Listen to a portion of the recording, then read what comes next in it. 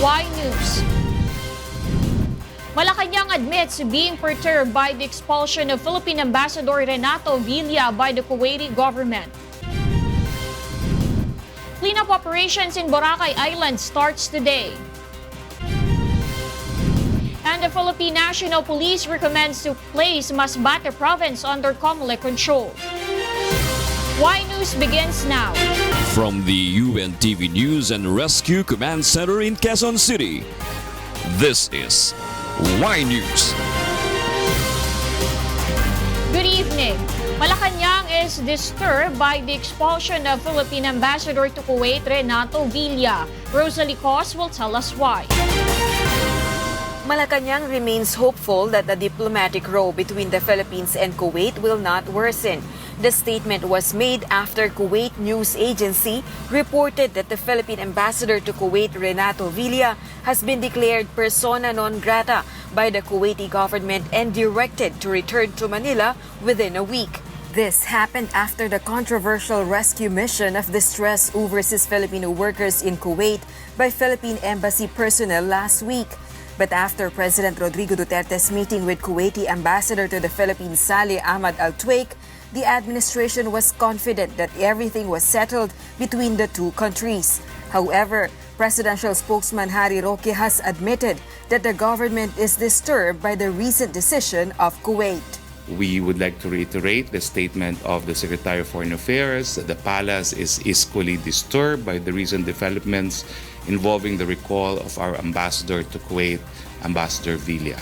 Malacañang also has not lost hope that the agreement between the two countries will still be signed to ensure the protection and welfare of Filipino workers in Kuwait. Roque also believes that the relationship between the countries will return to normal in due time. We hope that this is Kuwait's way of just expressing its anger, for which SFA Alan Cayetano had already apologized, and we believe and hope that the passage of time will heal all wounds and will lead to normalized ties.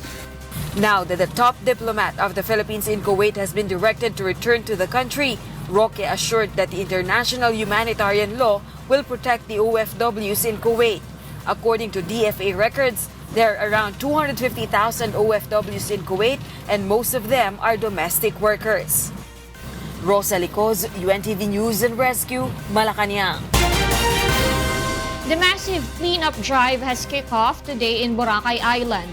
Meanwhile, the Department of Public Works and Highways road widening project in the island is expected to affect over 800 establishments. Vincent Arboleda will tell us why. Coastal cleanup and debris clearing are just among the things that must be accomplished by the Task Force Boracay today. This is under the main supervision of the Department of Environment and Natural Resources Region 6. 200 DNR personnel worked together for the removal of green algae at the seaside. These were placed on the sand to absorb sunlight and, according to locals, to eventually turn into sand as well.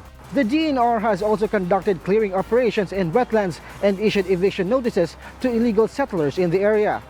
We are trying to recover 5, 6, 7 at saka wetland number 4.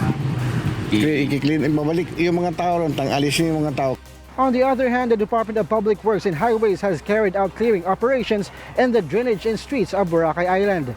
Sacks of debris are loaded onto dump trucks after the drainage clearing and demolition of some structures on the side streets. The DPWH plans to carry out first the road widening and demolition of illegal structures, but the agency plans to speak with the local government unit to secure necessary permits to demolish the establishments that will be affected by the road widening. At least 890 establishments will be hit by the road widening, while 24 structures were found illegally connected to the drainage. The project cost of 5.2-kilometer road project is at 500 million pesos, which includes the drainage system, sidewalks, and lights. The DNR's cleanup operation is part of the Boracay Rehabilitation Plan with an objective to clean the island and bring back the natural beauty of the world-class tourist destination in the country. Vincent Arboleda, UNTV News and Rescue, Boracay. Over 2,000 displaced workers in Boracay Island have something to look forward to starting tomorrow. Leslie Longbowen will tell us why. 2,000 displaced workers are set to begin their work tomorrow under the Emergency Employment Program of the Department of Labor and Employment or DOLE. These workers include those in the transport sector, howlers, fishermen, masseurs, small vendors, lumads, indigenous people, boatsmen, and tricycle drivers. Among the community-based projects they may work in include clearing of debris, coastal cleanup, minor repair works, and mangrove reforestation in Boracay Island.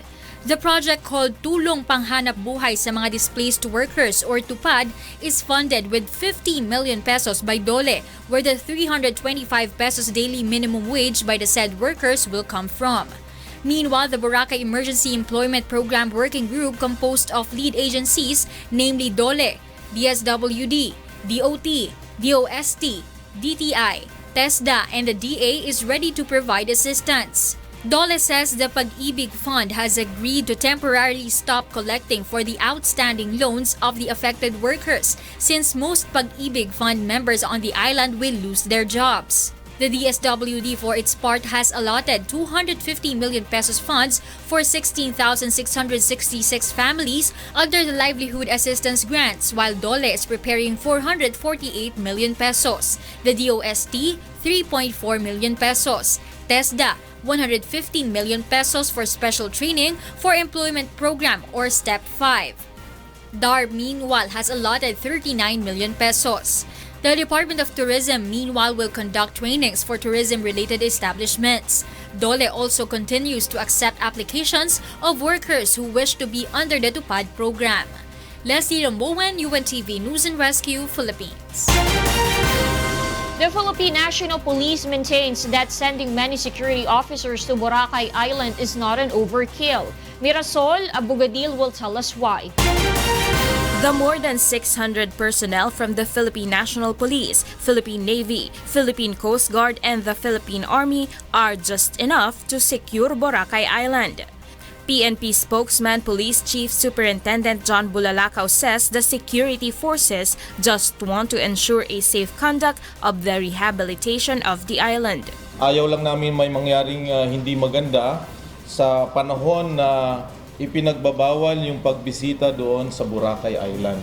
Bulalakaw adds that they are also avoiding incidents of theft in establishments. We do not want that the efforts of the government in rehabilitating Boracay will be impeded by certain situations that may be created by unscrupulous individuals or groups who may be taking advantage of the situation. The PNP-PIO chief reiterates it is not an overkill to send as much security personnel since such number is necessary based on the assessment of security authorities on the island. Mirasol Abugadil, UNTV News and Rescue, Philippines. The Supreme Court chose not to issue a temporary restraining order on the closure of Boracay Island. SC spokesperson Attorney Thio says the petition to stop the closure was just raffled to a member of the court. Court sources, however, said the government will be asked to comment on the petition filed yesterday by a tourist and two Boracay workers. They claim the closure of the island violates their right to travel and right to due process.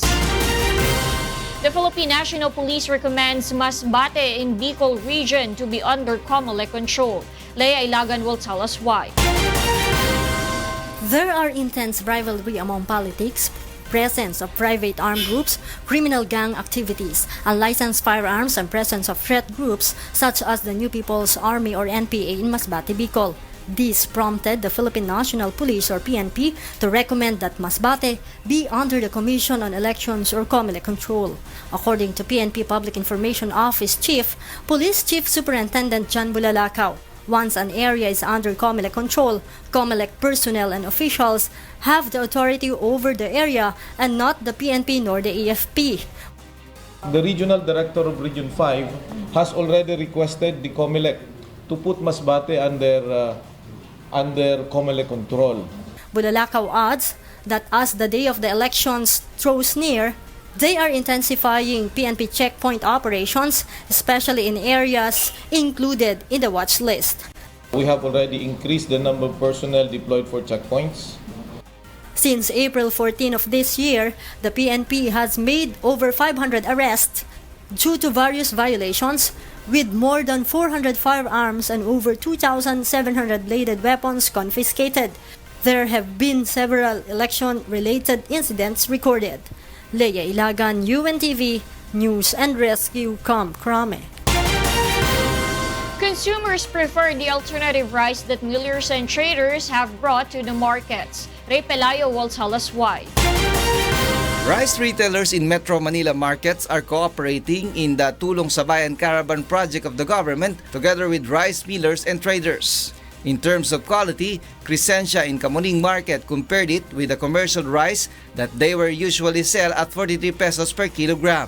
She admitted that they earn no profit in selling the alternative rice at 39 pesos per kilogram, but they also want to help the public. Sacrifice muna kami ng konting panahon. Talagang ganon, di ba? Kailangan makisama tayo, proyekto ng presidente. Masarap naman po. Retailers like Benjamin in Murphy Market limits the selling of Tulong sa Bayan rice. He said that many of his customers are asking for NFA rice, which they used to sell at 27 and 32 pesos per kilogram. Limitado lang ang bigay namin sa mga tao dahil yun ang sabi ng mga kwan, hanggang 5 kilo lang. At Nepa Q-Mart, Ricky wanted to buy the now popular Traders rice, but the outlet has run out of stock. Sana gusto ko ring matikman, hindi pa nga ako nakatikim yan. Madaling maubos kasi mababa. The Grain Retailers Confederation of the Philippines, or GRECON, says around 24,000 sacks of rice have already been delivered in Metro Manila markets from the provinces of Nueva Ecija and Isabela. The National Food Authority will conduct a bidding for the 250,000 metric tons of rice that the government will import. Ray Pelayo, UNTV News and Rescue, Quezon City.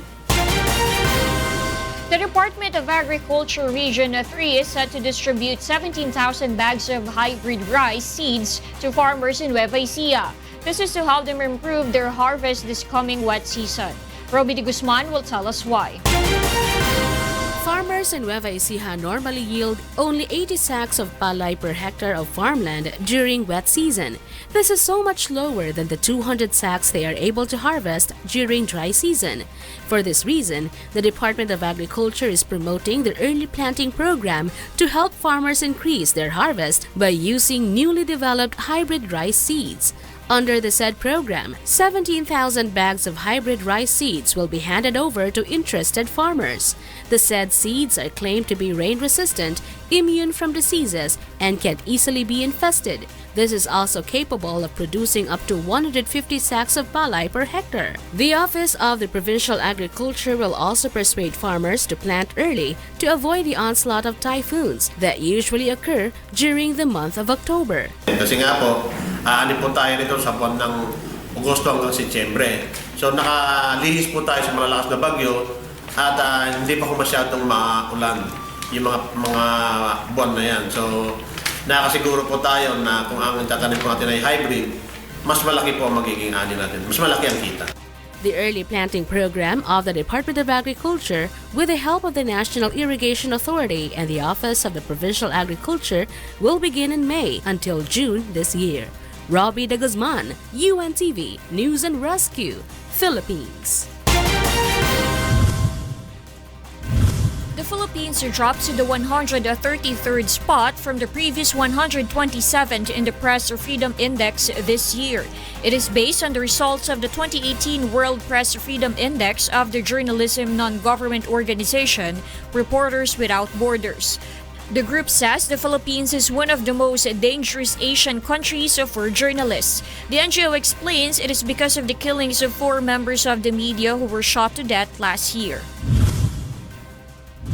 The Philippine National Police, or PNP, is in favor of releasing the list of 211 barangay officials included in PDEA's narco list. PNP Chief Police Director General Oscar Albayalde says it would give voters the opportunity to wisely choose barangay official candidates. But Albayalde notes the names in the list should undergo thorough investigation and verification. He says the PNP is coordinating with PDEA in terms of filing charges against the personalities included in the narco list. Normally kapag mga ganitong may mga reports na natukhang na dapat sila, especially the users. And then If they are already categorized as HVT, dapat natapos na rin yung case build-up. Maynilad will implement water interruption today in some parts of Las Piñas, Muntinlupa City, and Caloocan City. The water interruption will begin at 11 in the evening later until 3 in the morning tomorrow in Barangay Almanzados in Las Piñas City, Barangay Poblacion, and Tunasan in Muntinlupa City. This is due to the maintenance activity of Maynilad in the Daang Hari pump station. Meanwhile, at 11 in the evening tomorrow to 4 in the morning the day after, Barangay 152 in Caloocan City will have no water supply as Maynilad will have maintenance activity in Macaneneng in Bangkal. Maynilad advises its affected customers to begin storing water today. Next on Y News. Lasal Bacolod graduate tops 2017 bar exams. President Duterte's criticism against some media outlets not a threat against press freedom, according to Malacañang. Philippines drops its ranking in the World Press Freedom Index. Y News will be right back. I'm Darlene Basingan. Stay tuned for Angelo III. Good evening. On Y News tonight, the Consultative Committee proposes to ban party switching under the new constitution. The Land Transportation Office launches the online appointment system for renewal of licenses and motor vehicle registration. The Philippines sees possible participation in the ASEAN single window system this year. Good evening. The Consultative Committee is expected to vote next week on the proposal to ban party-switching politicians under the new constitution. Roderick Mendoza will tell us why. Politicians switching parties before and after elections has become a norm in the country's politics. Under the current constitution, there is no provision prohibiting politicians from party hopping. According to political scientist and consultative committee member Dean Julio Tihanki, this is due to a weak political party system. He says some of the lawmakers themselves are concerned about this phenomenon. They have tried to pass the Political Party Development Act since the 12th Congress, since 2003. We are already in the 17th Congress and they have not passed that bill. And just like the anti-political dynasty provision, it underwent the Mona Lisa treatment. No? It just lied there and died there. Under the proposal, an incumbent official is prohibited from changing parties during his term. Party officials and candidates are also prohibited to switch parties 2 years before or after an election. Political parties accepting these transferees will risk losing their registration. As punishment, violators will lose their post, barred from any appointment to the government, prohibited from running in the next election, and will be asked to return the party funds used in their campaign. If you are going to switch parties, you have to sit out an entire term of office. However, forming coalitions among parties is not prohibited since this is not considered party switching. Pwedeng magsanib ang partido. Pero ang usapan, partido sa partido. Pero hindi ka mamimingwit ng NPC at pasusumpain mo sa PDP. The proposal, though, is not yet final as the committee has yet to vote on it. Roderick Mendoza, UNTV News and Rescue, Pasay City. A graduate of University of St. Lasal in Bacolod City tops the 2017 bar examinations administered by the Supreme Court last year. Roderick Mendoza is back to tell us why. The Supreme Court today announced the results of the 2017 bar examinations held in Manila last November. Only 1,724 or 25.5% of close to 7,000 examinees passed the exams. For the second consecutive year, provincial schools made it to the top 10. Mark Jan Simundo of the University of St. Lasal Bacolod City is the top notcher with 91% rating. Christian May Balili of University of San Carlos, Cebu placed second, garnering 90.80%. Camille Remorosa of Ateneo de Davao and Ivan Isolar of University of San Carlos are third and fourth placer respectively. A graduate of St. Mary's University in Nueva Vizcaya also made it to the top 10. Next time, those who did not make it, please strive more. The annual bar exams is considered the toughest and is the only licensure examination not administered by PRC. Before noon today, examinees, their relatives and friends have already gathered at the Supreme Court awaiting the results. Parang ako na po yung inimatay sa sobrang galak at saya. Kung pwede nga lang, lulundag ako hanggang langit po eh. Sobrang priceless nitong moment na to na hindi namin kasi ina-expect eh. Papasalamat kami kay Lord kasi hindi niya pinabayaan ng anak namin. The complete list of passers is posted at the Supreme Court website. The oath-taking of new lawyers is on the 1st of June in PICC, Pasay City. Roderick Mendoza, UNTV, News and Rescue, Manila. There is a huge possibility that the Philippines will be included in the ASEAN single window this year.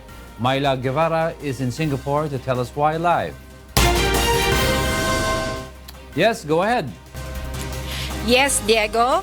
The ASEAN single window is a system that enables faster trade transactions between ASEAN member states. The Philippines will no longer have difficulty in trading with its Southeast Asian neighbors when it becomes part of the so-called ASEAN single window. The announcement was made by Singaporean Minister for Trade and Industry during the ASEAN Economic Community Council meeting in Singapore. It was also attended by Philippine Department of Trade and Industry Secretary Ramon Lopez. The ASEAN single window, once fully established, will reduce transaction costs for businesses and better facilitate the clearance of goods within ASEAN. The Philippines is one of the 3 ASEAN member states that are not yet part of the said trading system. Currently, only Indonesia, Malaysia, Singapore, Thailand, and Vietnam are part of the said program. The ASEAN single window is a digital platform that enables faster transaction in cargo clearance at ports.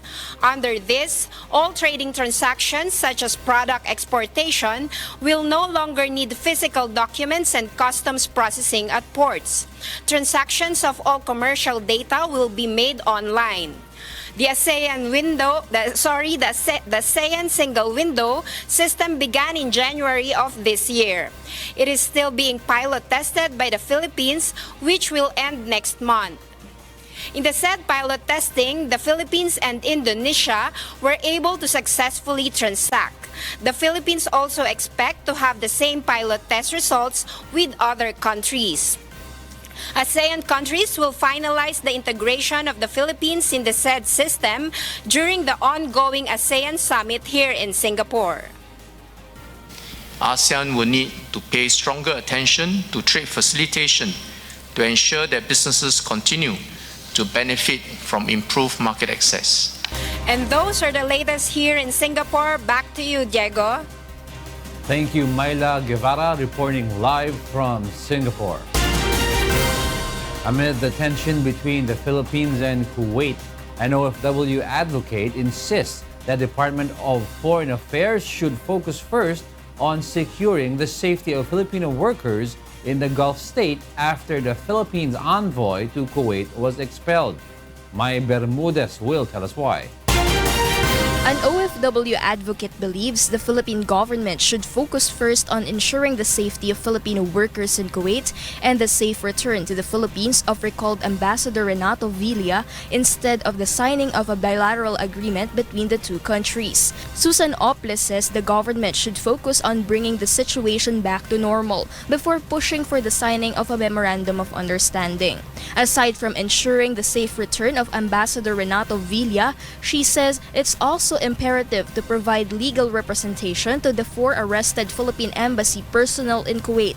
The personnel were arrested after they conducted rescue operations to several distressed Filipino workers. Si Conjen Raul Dado ng UMWA na nandoon din sa embassy natin, na balita ko ay nilagay na sa immigration watch list ng Kuwait, makauwi din ng maayos.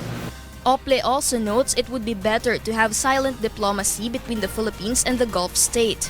OPLE notes it would also help if another country close both to the Philippines and Kuwait will serve as negotiator.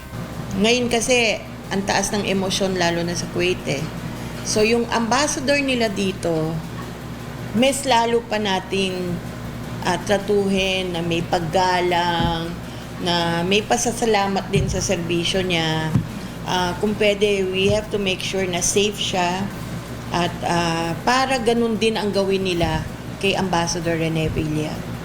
The OFW advocate is hoping that the Philippine government can ease the tense situation it has with Kuwait, especially since many Filipinos are still in the Gulf state. Mai Bermudez, UNTV News and Rescue, Pasay City. Motorists may soon experience less hassle in renewing their licenses and motor vehicle registration. Joanano will tell us why. Long queues of drivers applying and renewing licenses and car owners registering their vehicles is a common scenario among land transportation offices. In order to avoid these and to hasten transactions, the Land Transportation Office has launched the online personal appointment and scheduling system.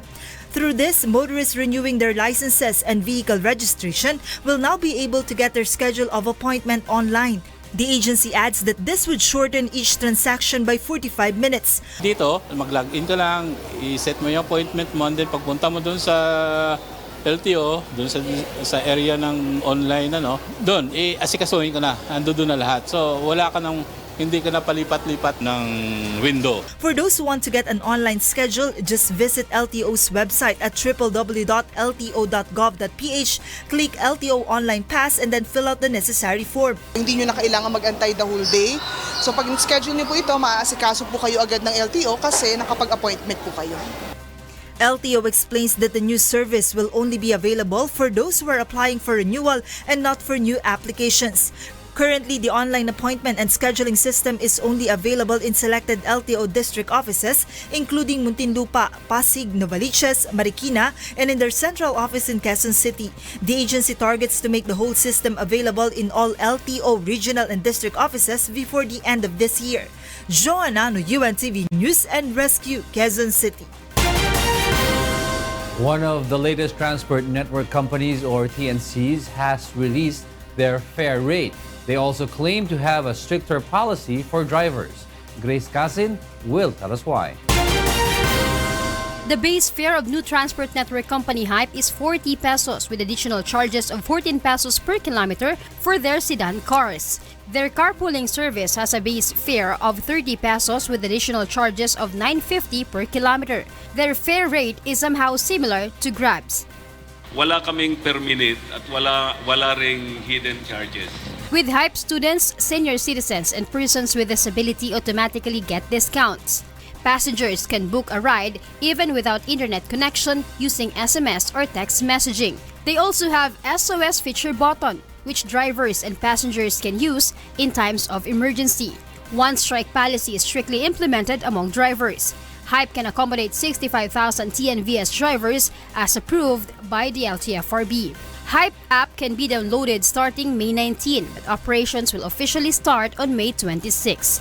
Passengers are in favor of having new TNC players, but here are their requests. Yung presyo, sana, since mas marami na sila, sana mas babaan nila. Basta ang importante, maging safe yung mga pasahirong sasakay sa kanila. More yung pamasahe lang. Kasi minsan mabilis magtaas eh. Mas okay yung pamasahe nila ngayon, yung pag-compute sa bawat kilometro. Iwas cancel na rin. Included in the new TNCs are GoLab, Hirna, Auto, and UHOP. Grace Casin, UNTV News and Rescue, Quezon City. The Bureau of Customs has shut down 3 stores and a warehouse in Davao City. Janice Inihente will tell us why. The Bureau of Customs or BOC now has custody of smuggled fake cosmetic products found in 3 stores and 1 warehouse in Davao City following last week's raid. This has prompted the Bureau to shut down the establishments. The counterfeit products from China are said to be worth some 60 million pesos. These are fake items.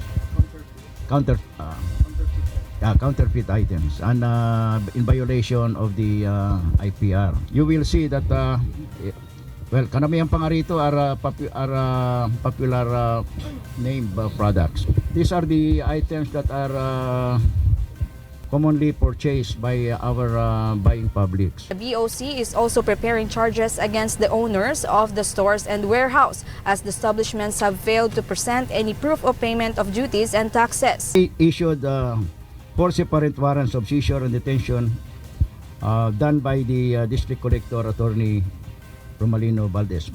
The BOC continues to monitor establishments in the city to ensure that no fake products are circulating in the market in the city. The BOC also warns the public against counterfeit products and advises consumers to check the quality of products before buying or using them and to be suspicious of products bought at very low prices.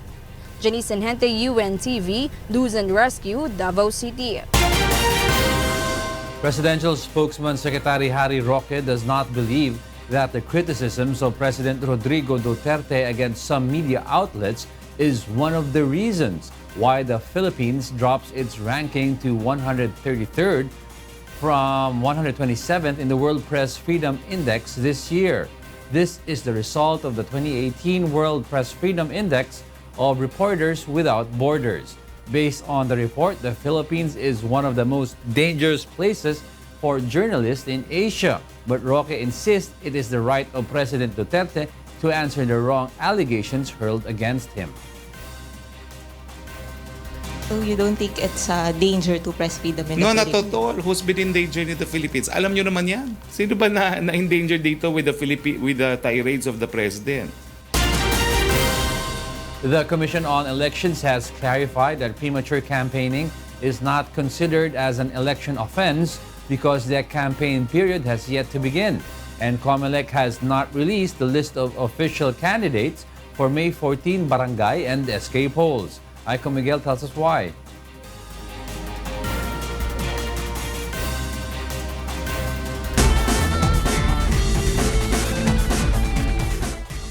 Rafael Nadal eases closer to his 11th Barcelona Open title. Meanwhile, Real Madrid wins over Bayern Munich in a Champions League semi-final round, second leg match. Asher Kadapan Jr. tells us why. In football, holders Real Madrid came from a goal down to snatch a precious 2-1 victory at wasteful Bayern Munich on Wednesday and carry a considerable advantage to their Champions League semi-final second leg in Spain. Real, eyeing a third straight title, needed a 44th minute equalizer by Marcelo against the runoff play to cancel out Joshua Kimmich's opener after Bayern, chasing 3 trophies this season, had missed a hatful of chances. A perfect break allowed Real substitute Marco Asensio to beat Sven Ulrich with a fine effort and grab the winner in the 57th minute. Elsewhere, Liverpool crushed AS Roma 5-2 in the other semi-final first leg on Tuesday. And in tennis, Rafael Nadal is through to the third round of the Barcelona Open after beating Roberto Carvalho's Baena 6-4, 6-4 on Wednesday. Spaniard Nadal is seeking an 11th Barcelona Open title and has now won 38 consecutive sets on clay. Nadal has not dropped a set since losing to Dominic Thiem in Rome last year. Top seed Nadal will face another compatriot in the next round in the form of Guillermo Garcia Lopez, who progressed when Kei Nishikori retired in their match. Asher Kadapan Jr., UNTV News and Rescue. Up next on Y News. Security is tightened at the inter-Korean border ahead of the summit. Save the Children Philippines recognizes Wish Music Awards help to children in need. Stay tuned for William Thio.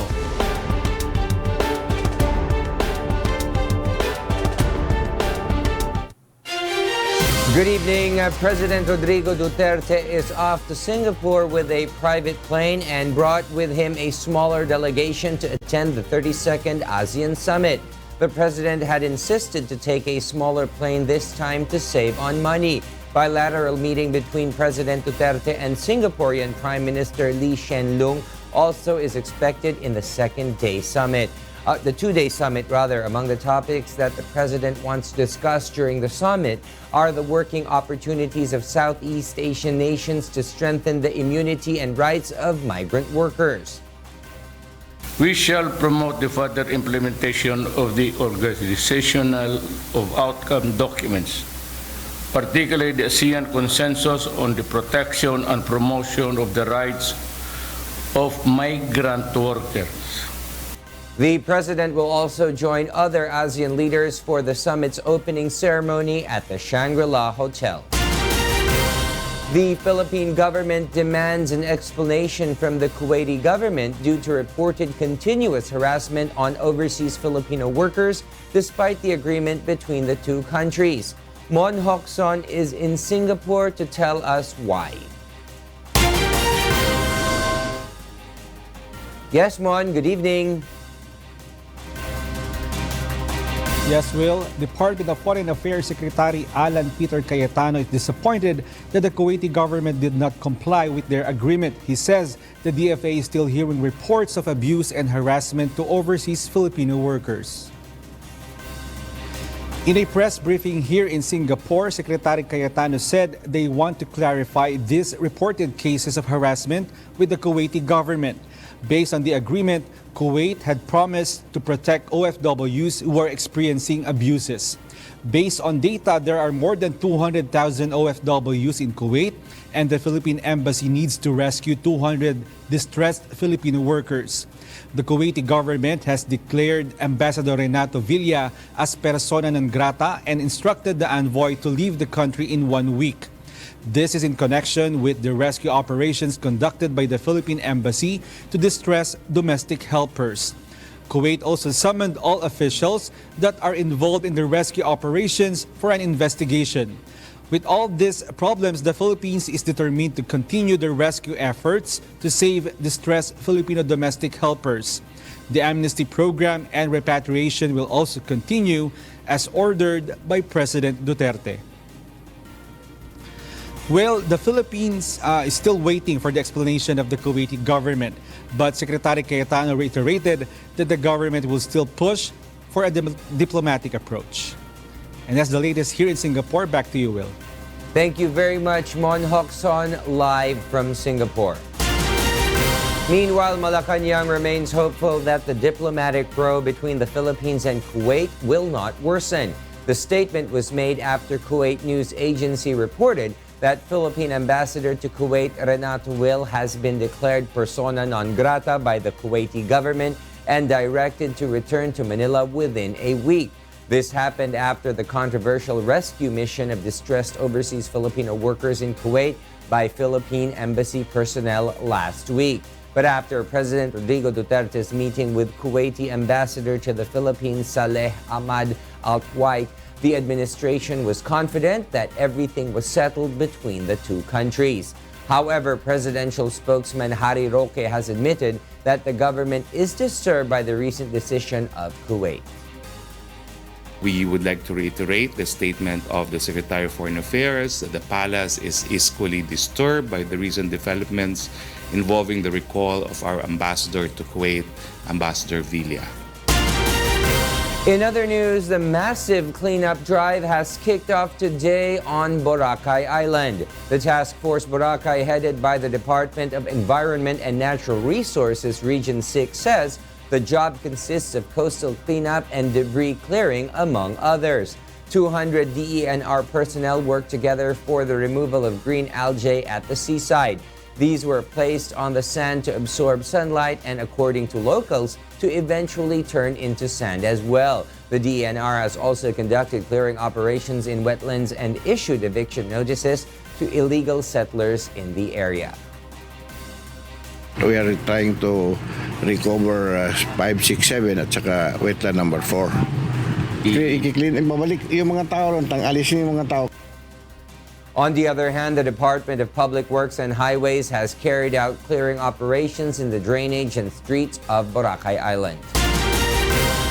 The intense rivalry among politics, presence of private armed groups, criminal gang activities, unlicensed firearms, and presence of threat groups such as the New People's Army or NPA in Masbate has prompted the Philippine National Police to recommend that the province be under COMELEC control. According to PNP Public Information Office Chief Police Superintendent John Bulalakaw, once an area is under COMELEC control, COMELEC personnel and officials have the authority over the said area and not the PNP nor the AFP.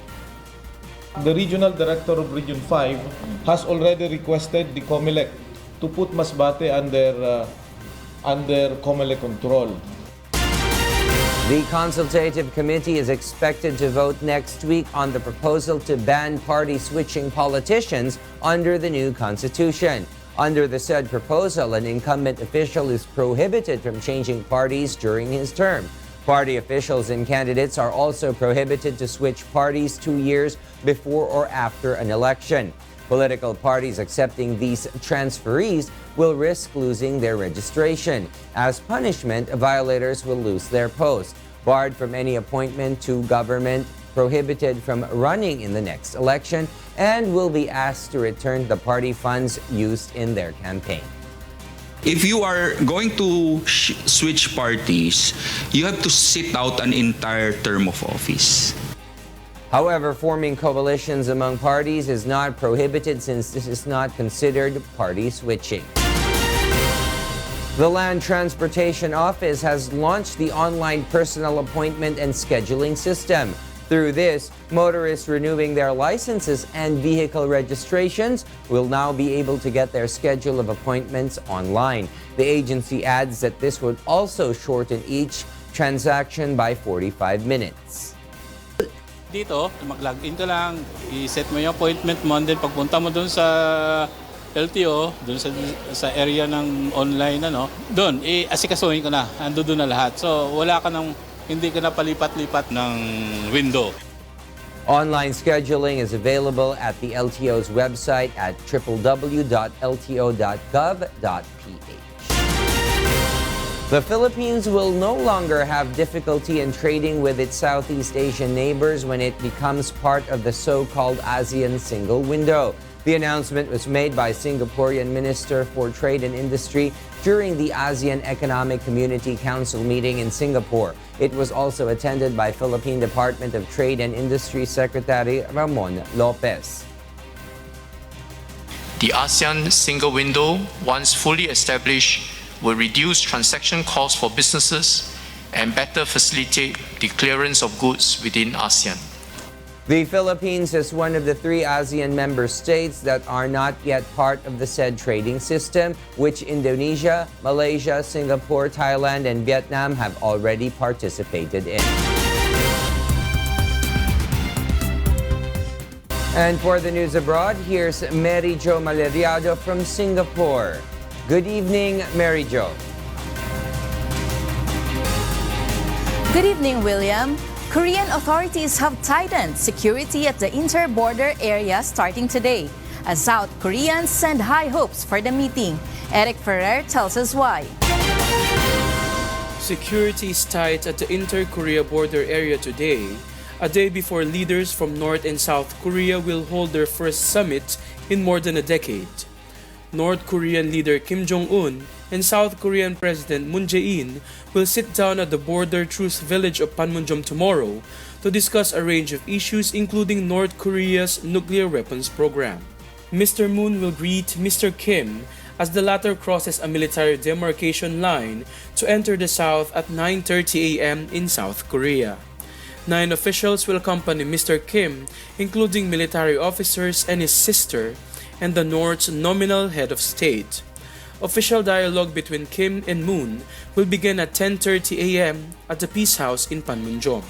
Ahead of the summit, some South Koreans have expressed their hopes for its outcome. A taxi driver wants to hand a legacy of a stable country to his 2 sons. 우리 세대가 많은 아픔을 겪은 세대거든요. 우리 자식에게는 그런 시대가 겪지 않도록 A war veteran said he hopes for no more conflict to break out in the country, while a North Korean defector wishes for human rights issues in North Korea to be discussed during the summit. The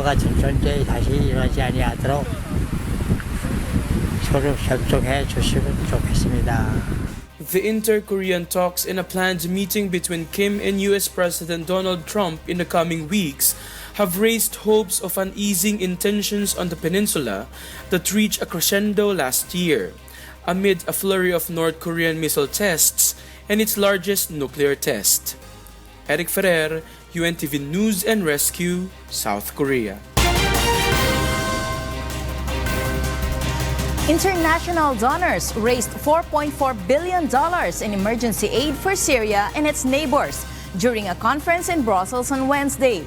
The amount is short of the UN target for 2018, without money from the United States, which failed to submit a pledge. While the UN said more money may still come in, the US government is reviewing its policy on Syria, including its humanitarian support.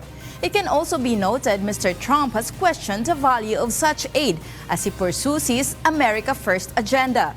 Britain and Germany offered new money for refugees at the said conference, which brought together some 85 governments and aid groups. French president has criticized some of President Donald Trump's policy on Wednesday.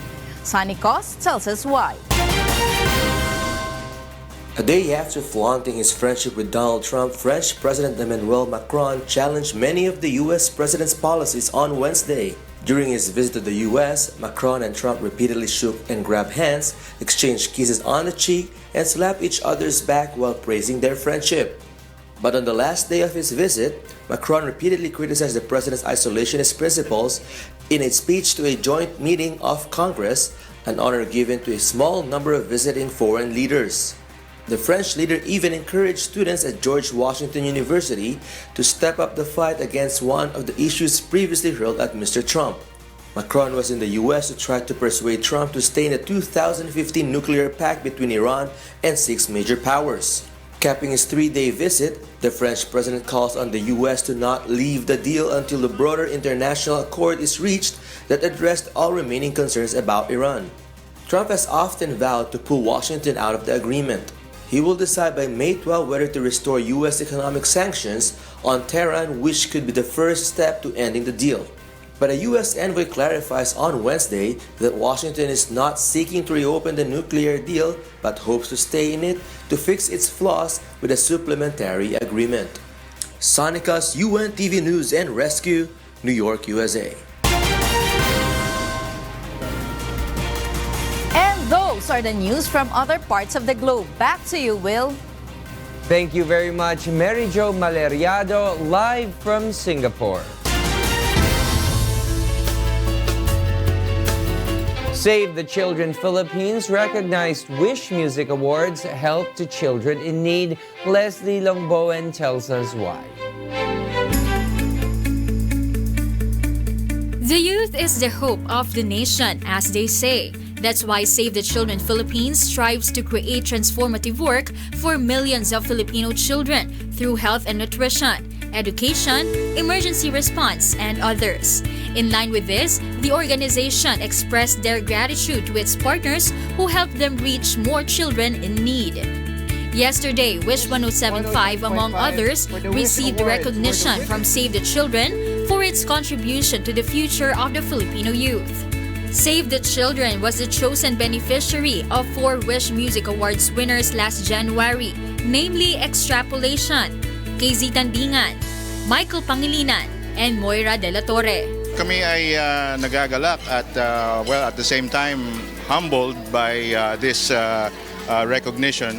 Save the Children recognizing Wish 107.5 as one of their partners. As long as may Wish Music Awards, syempre patuloy ang pag-share natin, patuloy ang pagsuporta natin sa mga beneficiaries. And of course, that's thanks to Kuya Daniel at syempre sa ating mga artists na rin na pinaparangalan sa ating Wish Music Awards. Save the Children says the amount they received from Wish of 400,000 pesos has gone far.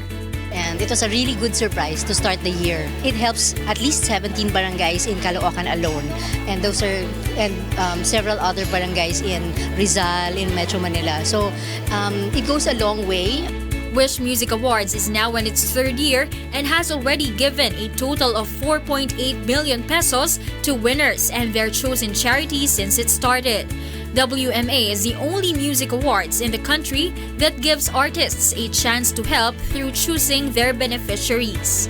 Leslie Lomboan, UNTV News and Rescue, Makati City. Those are the reasons behind the news. April 26, 2018, I am William Thio, and because we need to know, we will always ask why. Thank you for watching Why News.